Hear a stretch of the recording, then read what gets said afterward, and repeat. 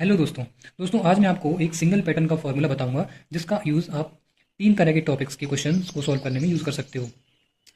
तो पहला टॉपिक जो है वो है कोलिजन। इस टॉपिक में आपने केस पढ़ा होगा जिसमें एक मास m1 होता है, u1 वेलोसिटी से मूव कर रहा होता है, दूसरा मास m2 होता है जो कि u2 वेलोसिटी से मूव कर रहा होता है। आफ्टर द कोलिजन दोनों मास एक दूसरे में कोलिज हो जाते हैं, चिपक जाते हैं और दोनों ही कॉमन वेलोसिटी v से मूव करने लगते हैं। इस केस में आपसे एक क्वेश्चन पूछा जाता है, loss in kinetic energy during the process. इसका फॉर्मूला आपका आता है half m1 m2 upon m1 plus m2 into u1 minus u2 का होल स्क्वायर। सेम इसी पैटर्न के फॉर्मूला आपको मिलेगा रोटेशनल वाले टॉपिक में आपने केस पढ़ा होगा, एक डिस्क होती है या फिर रिंग होती है, ठीक है, जिसका मोमेंट ऑफ इनर्शिया I1 होता है और ये अपनी एक्सिस के अबाउट ω1 वेलोसिटी से मूव कर रही होती है। वहीं दूसरी डिस्क होती है जिसका मोमेंट ऑफ इनर्शिया I2 होता है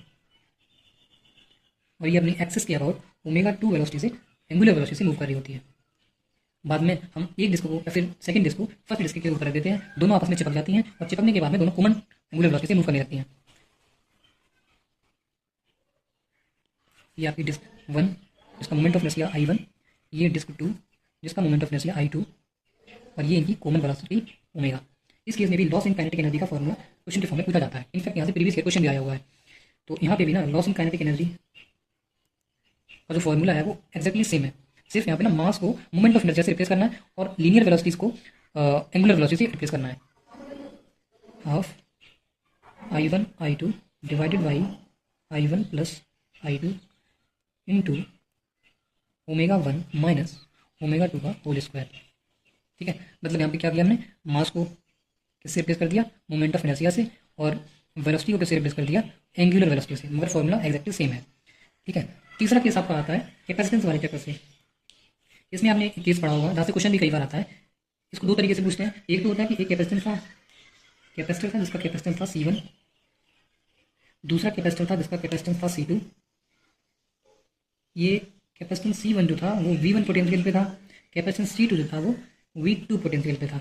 बाद में हमने इन दोनों को पैरेलली कनेक्ट कर दिया। इसको आप इस फॉर्म में भी ले सकते हो, मतलब रिप्रेजेंट कर सकते हो।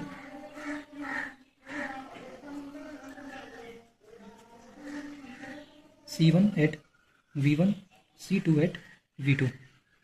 तो जब C1 को हमने, C1 मतलब कैपेसिटर था जो कि V1 पे पोटेंशियल पे था, उसको हमने सेकंड कैपेसिटर से कनेक्ट किया जो कि V2 पोटेंशियल पे था। इस प्रोसेस में जो लॉस इन काइनेटिक एनर्जी है उसका फॉर्मूला भी एक्जैक्टली सिमिलर आता है, जो कि इस तरीके से लिख सकते हैं, loss in kinetic energy during the process is equal to half C1 C2 divided by C1 plus C2 into V1 minus V2 का होल स्क्वायर। मतलब आप देख रहे होगे ना कि तीनों जगह पे सिर्फ फिजिकल क्वांटिटी को चेंज किया गया है, बाकी फॉर्मूला का पैटर्न तीनों जगह पे सेम है। मास का कोलिजन हो, चाहे डिस्क का कोलिजन हो, चाहे दो कैपेसिटर का कनेक्शन हो पैरेलल फॉर्म में। ये वाला क्वेश्चन तो आपको कई बार मॉड्यूल्स में देखने को मिल जाता है और ये प्रीवियस क्वेश्चन भी है और ये तो आपने पढ़ा ही होगा। तो इसी क्वेश्चन को ना सेकंड फॉर्म में ही पूछ लेते हैं। उसको फॉर्म में लिख के देता हूँ। जैसे आपको देगा ना, एक बैटरी देगा, उस बैटरी से कैपेसिटर को कनेक्ट कर देगा इस तरीके से। ठीक है, यहाँ पे लगा देगा T, यहाँ पे आपको P लगा देगा इस तरीके से। और ठीक है, इसमें क्या बोलता है कि कैपेसिटर C1, कैपेसिटर C2, ठीक है, इनिशियली ये V इक्वल टू 0 होता है, हो सकता है ये V इक्वल टू V2 भी दे सकता है, वो डिपेंड करेगा, लेकिन फॉर्मूला सेम रहेगा। और इधर बैटरी होगी जो कि V वोल्टेज पे होगी। तो इसमें क्वेश्चन देता है कि हमने कैपेसिटर था उसको बैटरी से कनेक्ट किया इसकी के थ्रू, बाद में इसको यहाँ से डिस्कनेक्ट कर दिया और इसको यहाँ पे कनेक्ट कर दिया। जब कनेक्ट किया तो इनके बीच में शेयरिंग ऑफ चार्ज होगा और जो चार्ज शेयरिंग की प्रोसेस है उसमें एनर्जी का लॉस होगा। उस एनर्जी का लॉस निकालने का पूछता है, तो उसका भी सेम फॉर्मूला रहता है, यही फॉर्मूला। इसमें C1 C2 आपको दिया होगा और V1 V2 भी दिया होगा। सिर्फ रिप्रेजेंटेशन का तरीका है, क्वेश्चन अलग तरीके से पूछा सकता है पर फॉर्मूला सेम ही रहता है। तो मतलब वही मास को कहीं मोमेंट ऑफ इनर्शिया से रिप्लेस कर रहे हैं तो कहीं उसको हम कैपेसिटेंस से रिप्लेस कर रहे हैं। ठीक है, तो आप इस तरीके से ना तीनों फॉर्मूलों को ईजिली याद कर सकते हो और इसको याद करना भी इस तरीके से ईजी रहेगा।